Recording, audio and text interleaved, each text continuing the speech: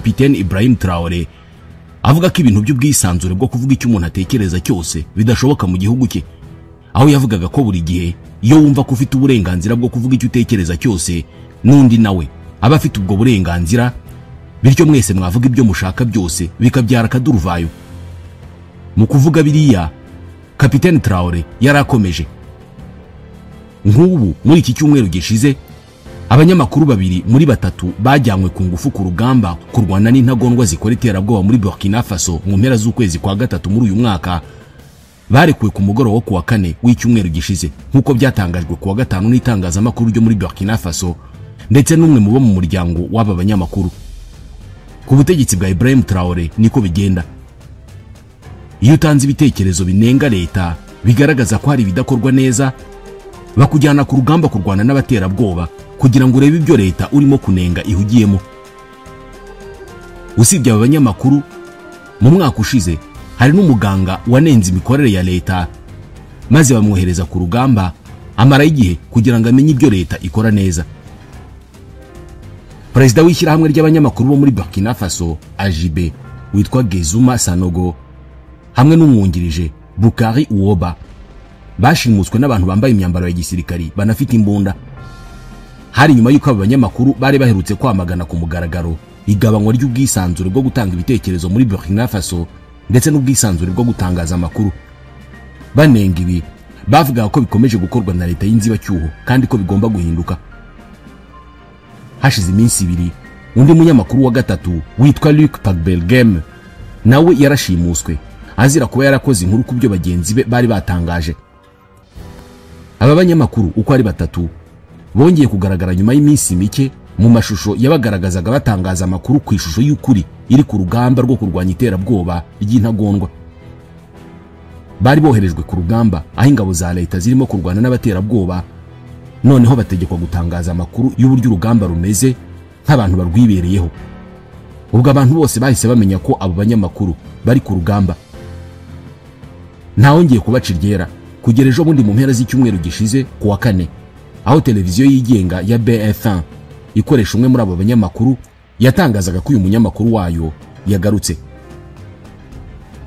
Inkuru nziza, umunyamakuru wacu ushinzwe gufata amashusho Luc Pagbelgem yagarutse mu ijoro ryo kuwa kane ku itariki ya 17 y'ukwezi kwa karindwi, niko bavuze.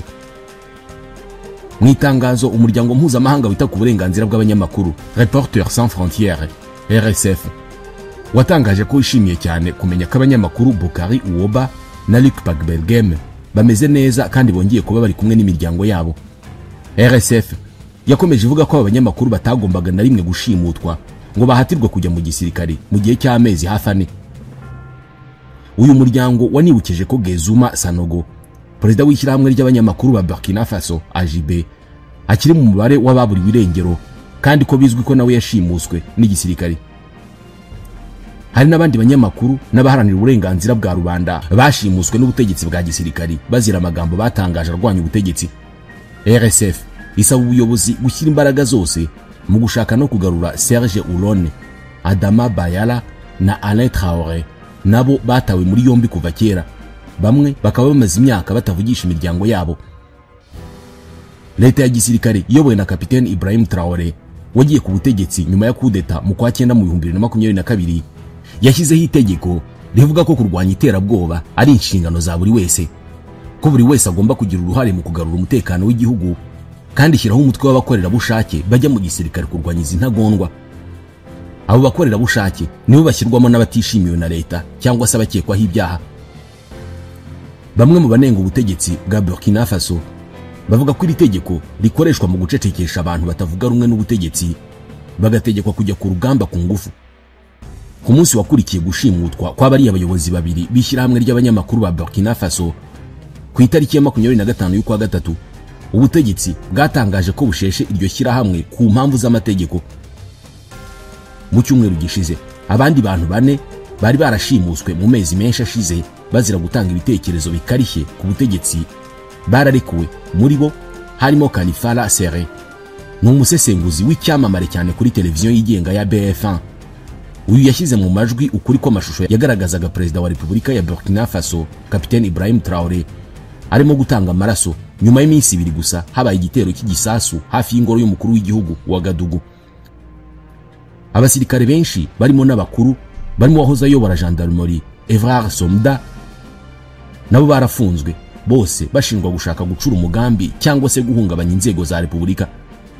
Kuri Kapiteni Ibrahim Traoré, iyo bibaye ngombwa ko avuga ku bwisanzure bwo gutanga ibitekerezo no kuri demokarasi, umva uko abivugaho. Populaire. Mbere na mbere ndashaka gusobanura ibintu uko biri.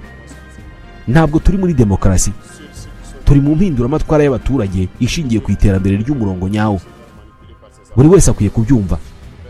Biratangaje kubana bamwe bitwa ko bazi ubwenge bibwira ko igihugu cyatera imbere mu buryo bwa demokarasi. Ibyo ni ibinyoma, ntacyo twageraho tudaciye mu mpinduramatwara. Demokarasi ni igice cya nyuma cy'urugendo, ariko urugendo rutangirana n'impinduramatwara. Tugomba gukomeza gusobanura icyo revolution yacu ivuze, tugakomeza kwigisha abaturage. Ibyo bintu byitwa ubwisanzure bwo kuvuga icyo ushaka nta mwanya bifite. Narabivuze, uko wumva ufite uburenganzira bwo kuvuga no gukora ibyo ushaka, n'undi yumva bufite. Ibyo rero biganisha ku kaduruvayo n'akavuyo, kandi nk'uko tubizi turi mu gihe cyo kwizihiza iminsi y'ubutwari. Insanganyamatsiko ikaba ari umurongo n'ikinyabupfura. Nta mpinduramatwara ibaho mu kavuyo. Umurongo n'ikinyabupfura nibwo buryo bwo kugera ku ntambwe ifatika. Impinduramatwara yacu isaba umurongo n'ikinyabupfura, kandi buri wese afite uruhare mu kubishyira mu bikorwa. Dans cela, mu kwezi kwa kabiri mu 2024, mu gikorwa benshi babonye nk'igihano kubera amagambo akomeye yamaganaga ubutegetsi bwa gisirikare bwa Burkina Faso, umuganga w'inzobere mu gutera ikinya witwa Dr Aruna Loure yajyanywe ku gahato ku murongo w'imbere ku rugamba rwo kurwanya intagondwa za Kiislamu. Uwo muganga witwa Aruna Loure nyuma yavuze ko yari kumwe n'abarwayi mu cyumba cyo kubagiramo aho yakoreraga mu murwa mukuru wa Gadugu, ubwo abasirikare bitwaje intwaro binjiraga batunguranye cyane banyuze mu muryango. Ati bambwiye ko bashobora kuntwara mu buryo bworoshye cyangwa se ku neza, cyangwa se nabishaka bakantwara mu buryo bukarishye rwose. Uwo muganga w'imyaka 38 yabitangarije BBC. Ati hari undi muganga wahise nsimbura ku iseta maze turagenda.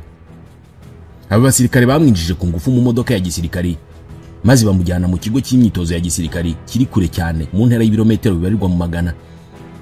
Uyu muganga ni umwe mu bagabo benshi bahatiwe kwinjira mu mutwe wa Volontaire pour la Défense de la Patrie VDP, umutwe wagenewe kugira abarwanyi 50,000 washyizweho na guverinoma ya Kapiteni Ibrahim Traoré kugira ngo ufashe ingabo za leta mu kurwana n'intagondwa za Kiislamu no kongera kwigarurira ibice byafashwe n'abaterabwoba. Nk'uko ikigo gikora ubushakashatsi kuri Afurika kiri muri Minisiteri y'Ingabo ya Leta Zunze Ubumwe za Amerika, Center for Strategic Studies for Africa, kibivuga, abarwanyi b'abajihadiste bamaze igihe bagerageza kugota umurwa mukuru wa Gadugu, kandi aho banyuze hose bakorera ibikorwa byinshi by'ubugizi bwa nabi birimo kwica, gusahura, gushimuta. Ibi ariko bitandukanye n'isezerano Kapiteni Traoré yari yaratanze ubwo yafataga ubutegetsi mu kwa 9 mu 2022 ahirutse undi muyobozi wa gisirikari.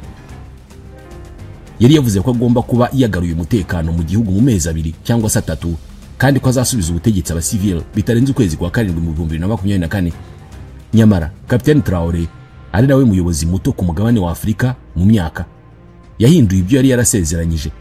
Avuga ko amatora atari ikihutirwa kugeza igihe igihugu cyose kizaba cyarabohowe, cyaragaruwe mu maboko ya leta, kugira ngo buri muturage wese ashobore gutora. Nta matora azabera gusa wa Gadugu, Bobo Dioulasso n'ahandi mu mijyi mike, niko yatangaje mu kwezi kwa 11 mu mwaka ushize, avuga kuri iyo mijyi itarigeze yibasirwa bikomeye n'urugomo rw'intagondwa. Kapiteni Traoré yagaragaje ko ashyigikiye igikorwa cyo gutwara abantu ku ngufu ngo bajye ku rugamba. Avuga ko ubwisanzure bw'umuntu ku giti cye butaruta ubwisanzure bw'igihugu cyose. Yongeraho ko igihugu kitubakwa n'imikorere mibi ndetse n'umurengwe. Yongeraho ko yerekeje Burkina Faso kuri politike ishingiye ku bufatanye n'Uburusiya, aho yaciye burundu umubano wa hafi wari hagati y'icyo gihugu n'Ubufaransa bwahoze bugikolonije. Guverinoma ya gisirikari yirukanye abadiplomate b'Abafaransa ndetse ifunga burundu ikigo cya gisirikare cy'Abafaransa cyari mu gihugu. Uretse ibyo, Uburusiya bwongeye gufungura ambasade yabwo muri Burkina Faso nyuma y'imyaka irenga 30 yari ishize iyo ambasade ifunze, kandi burimo gufasha igisirikare cya Burkina Faso kongera ubushobozi bwacyo.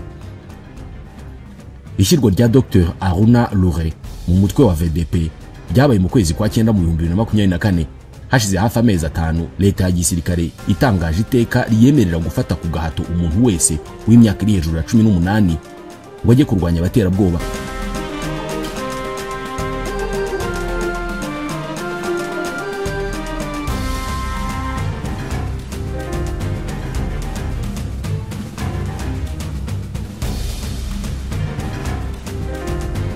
Uyu muganga w'inzobere mu gutera ikinya yemeza ko yajyanywe ku rugamba kubera amagambo yatangaje ku mbuga nkoranyambaga yamagana ubutegetsi bwa gisirikari, aho yisuba ubutegetsi abasirikare batesheje igitinyiro itegeko nshinga ubwo barekaga kujya ku rugamba ahubwo bakohereza abasivile kubasimbura. Muri iki gihugu ntabwo tukigira ubwisanzure bwo kuvuga ibitekerezo byacu, niko Dr Lure yabwiye BBC.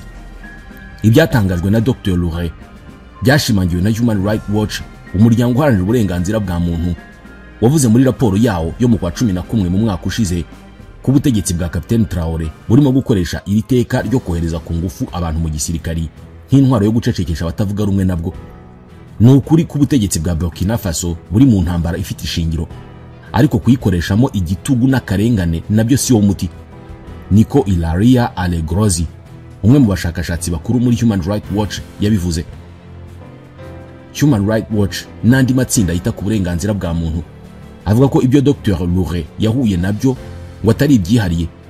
Nibura abantu barenga 12 barimo baharanira uburenganzira bwa muntu, abanyamakuru n'abatavuga rumwe n'ubutegetsi nabo barashimuswe cyangwa se bashyizwe ku ngufu mu gisirikare.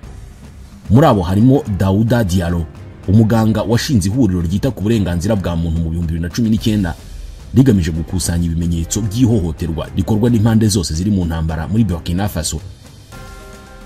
Umuryango we n'abanyamategeko be bemeza ko yashimuswe n'inzego z'umutekano ku itariki ya 1 kwa 12 mu mwaka ushize ubwo yavaga ku biro bishinzwe abinjira n'abasohoka wa Gadugu. Nyuma y'iminsi mike ifoto yakwirakwijwe ku mbuga nkoranyambaga igaragaza Daouda Diallo ari nyuma mu modoka ya gisirikari yambaye imyambaro ya gisirikari. Abantu bahita bamenya ko ari ku rugamba. Amnesty International nayo yagarutse kuri iyo dosiye isaba ko uyu mugabo asubizwa mu buzima busanzwe mu mutekano, kandi ko habaho ihagarikwa ry'ibikorwa byo kohereza ku ngufu mu gisirikari abatavuga rumwe n'ubutegetsi. Ibi bikorwa biteza akaga gakomeye mu miryango y'abashimuswe. Umugore umwe yavuze ko umugabo we w'umunyamakuru yahisemo guhunga igihugu mbere y'uko inyandiko zimuhamagaza zimugeraho. Yongeyeho ko nubwo we n'umuryango we bamaze kwimukira ahandi hantu ngo ariko aracyafite impungenge z'umutekano w'umugabo we. Dr Lure yavuze ko yahawe amahugurwa yoroheje cyane ku by'imirwano mbere yo koherezwa ku rugamba mu bice bitatu bitandukanye, harimo ahitwa Kumbri, ni kamwe mu duce turimo intambara ikomeye mu majyaruguru ya Burkina Faso. Dr Lure yabwiye BBC ko amahirwe yagize ari uko atigeze yoherezwa mu mirwano mu gihe cy'iminsi 94 yose yamaze ku rugamba, ahubwo ngo yavuraga abasirikari babaga barwaye, cyane cyane abarwaye malaria. Ati umusanzu wanjye wari kugira akamaro cyane mu bitaro aho kuba ku rugamba, niko yavuze. Yongeyeho ati mu by'ukuri byari igihombo, byarashobokaga ko nakoresha nabi imbunda nkaba narasa umusivile cyangwa se umusirikare bikamuviramo urupfu. Itsinda rimwe ry'imiryango ya societe civile ryajyanye mu nkiko ikibazo cy'ishimutwa rya bamwe mu bayoboke baryo nyuma y'uko bahawe impapuro zibahamagaza mu gisirikari, nyuma gato y'uko batangaje umugambi wo gukora imyigaragambyo yo kwamagana igabanwa ry'ubwisanzure mu gihugu. Umwe mu banyamategeko babo, Maître Guy Hervé Cam, yavuze ko urukiko rwemeje ko icyo gikorwa kitemewe n'amategeko, gusa ubutegetsi bwa gisirikari bwahise bujurira icyo cyemezo cy'urukiko. Dr Lure wamaze kugaruka iwe hamwe n'umuryango we yavuze ko abahamagajwe ku ngufu mu gisirikari badafite aho bahungira. Intego ni ukubatesha agaciro, niko yabwiye BBC. Ati uremera bakagufotora bagashyira ifoto yawe ku mbuga nkoranyambaga kugira ngo baguteshe agaciro. Nurenga imbibi z'igihugu bazakwita umunyabwoba, nanone nurega leta mu nkiko nabwo bazavuga ko uri umunyabwoba.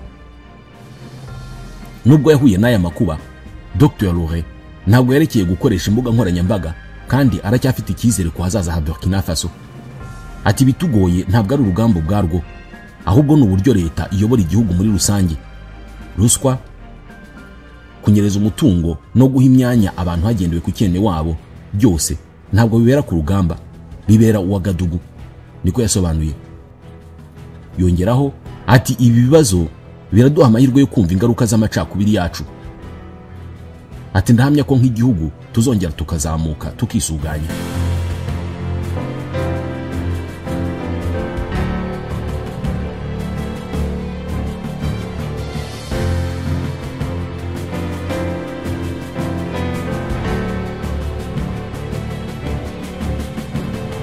Ubutegetsi bwa gisirikare muri Burkina Faso bwasheshe komisiyo yari ishinzwe amatora, buvuga ko iyo komisiyo nta kindi yari imaze usibye gusesagura amafaranga y'igihugu. Minisiteri y'ubutegetsi bw'igihugu niyo izahabwa inshingano zo gutegura amatora ari imbere, nk'uko byatangajwe na televiziyo y'igihugu. Ubwo bw'abasirikare bayobowe na Kapiteni Ibrahim Traoré bafataga ubutegetsi muri Burkina Faso mu kwezi kwa karindwi mu 2022, bakoze impinduka zitandukanye zirimo no gusubika amatora yarateganyijwe kugira ngo igihugu gisubire kuyoborwa n'abasivili batorwa n'abaturage. Amatora rusange yarateganyijwe mu mwaka ushize, ariko ubutegetsi bwa gisirikare bwongera igihe cy'inzibacyuho kugera mu kwa karindwi mu 2029, bituma Kapiteni Ibrahim Traoré aguma ku butegetsi ndetse anemererwa kuzitabira amatora ya perezida ataha. Ibiro ntaramakuru AFP byasubiyemo amagambo ya Minisitiri w'ubutegetsi bw'igihugu Emile Zerbo avuga ko iyi komisiyo ishinzwe gutegura amatora ngo yahoraga ihabwa ingengo y'imari ingana n'amadolari y'Amerika 870 buri mwaka. Gukuraho iyi komisiyo ishinzwe gutegura amatora bishobora gufasha mu gushimangira ubushobozi dufite bwo kugenzura umutungo ukoreshwa mu matora ndetse no kugabanya kwivanga kw'amahanga muri aya matora. Aya ni amagambo ya Minisitiri w'ubutegetsi bw'igihugu. Hashize imyaka 3 ubutegetsi bwa gisivili buhiritswe muri Burkina Faso. Bwanenzwe kudashobora gutsinda imitwe yitwaje intwaro yitwaje idini ya Islam. Ubutegetsi bwa gisirikari bwahisemo kwanga imfashanyo ituruka mu Bufaransa no mu Burusiya. Amashyirahamwe aharanira uburenganzira bwa muntu ashinja igisirikare muri Burkina Faso ko kuva cyafata ubutegetsi ngo cyagiye kibasira abaturage mu izina ryo kurwanya imitwe yitwaje intwaro. Ibi ngo byanabangamiye uburenganzira bwa politike no gutanga ibitekerezo. Hari n'impungenge ku musaruro w'inzira ya gisirikare.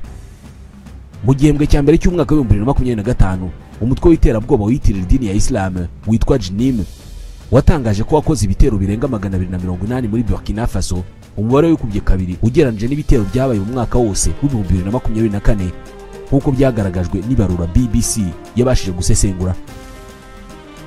Ku itariki ya mbere mu kwezi kwa kane muri uyu mwaka wa 2025, Kapiteni Ibrahim Traoré yayoboye ibirori bisanzweho bimenyerewe muri Burkina Faso byitwa la montée des couleurs.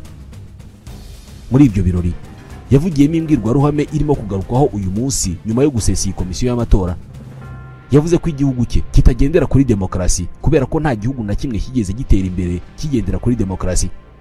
Yavuze ko Burkina Faso iri mu mpinduramatwara. Nk'ibisanzwe muri iyo mbwirwaruhame yihanangirije abanyaburayi ku bikorwa bakomeje gukora bigamije gusubiza inyuma igihugu cye. Yababwiye ko nta mpuhwe bazagira mu kubarwanya.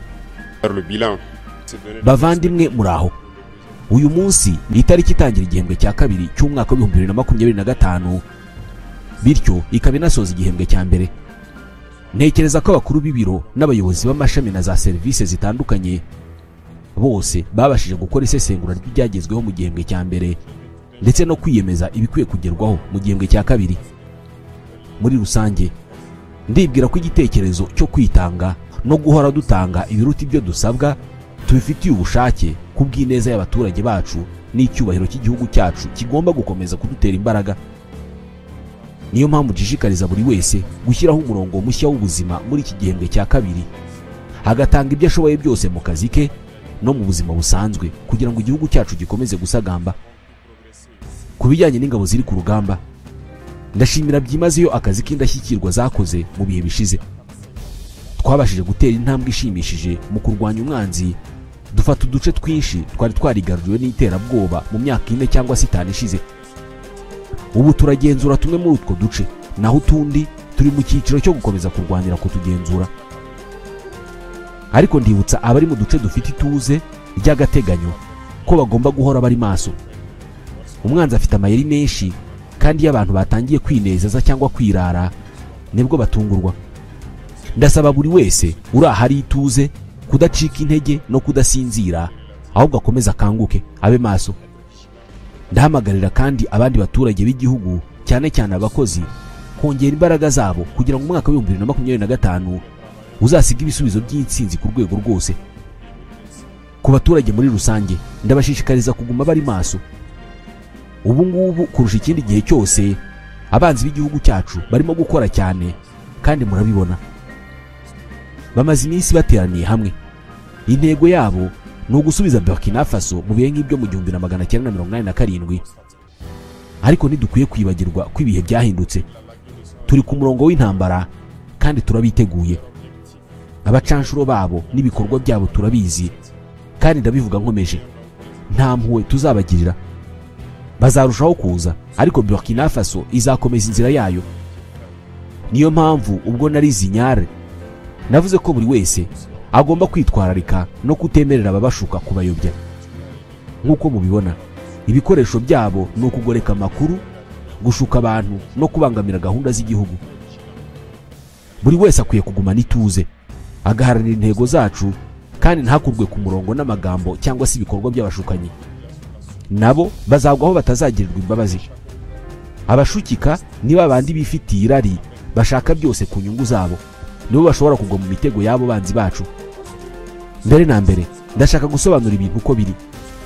Ntabwo turi muri demokarasi, turi mu mpinduramatwara y'abaturage ishingiye ku iterambere ry'umurongo nyawo. Buri wese akwiye kubyumva.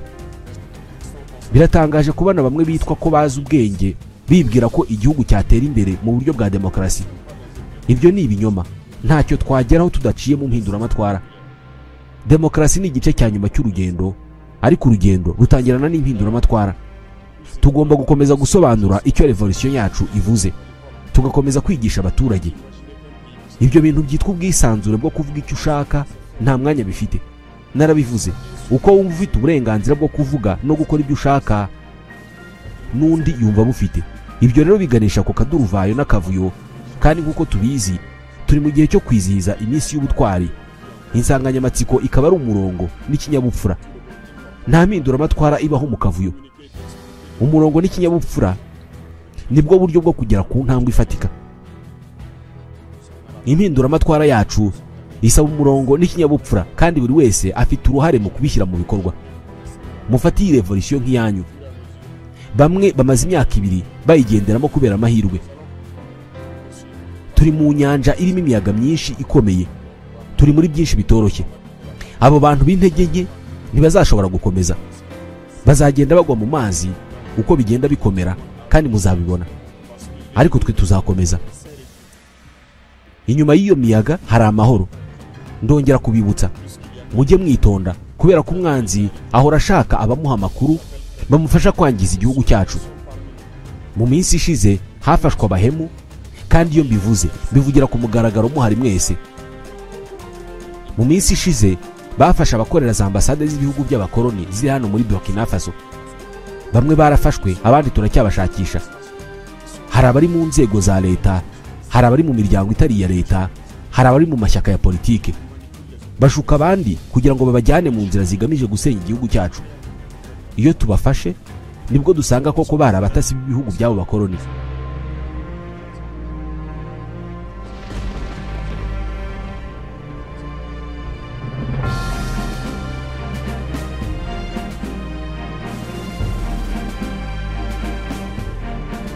Dukomeze twitwararike. Impinduramatwara yacu ntabwo yishimirwa na bose. Abo bakorera abakoloni barahari no ku rwego rwo hasi cyangwa se izindi nzego. Bakwiye kumenya ko twamaze gufata ingamba zose, kandi ndabivuga mbihamya. Nta mbabazi tuzagira ku batambamira iterambere ry'igihugu cyacu. Tuzakomeza impinduramatwara yacu, dutera imbere mu bijyanye n'ubuvuzi, uburezi, imihanda n'ibindi bikorwa remezo. Tuzubaka inganda zacu, duhindura ibyo dufite tunabikoreshe. Burkina izabengerana nubwo hari abakibabazwa nuko ibintu bitameze nka kera mu 1987. Mukomeze kwitwararika, muhanga amaso ibiri imbere, mumenye ibyo mushaka kugeraho muri iki gihembwe no mu mwaka wose. Tuzaguma muri iyo nzira y'insinzi, dukomeze kurwana ku butaka bwacu, dufate uduce twacu twose. nizeye kandi bijeje ko intambwe zatewe muri iki gihembwe cya mbere zifite agaciro kanini mu rwego rwa politike n'umutekano. Twashoboye no kugera hirya ku mipaka, ibyo ni ibintu bikomeye cyane. Tuzakomeza muri iyo nzira igice ku kindi kugera igihugu cyose kibonetse.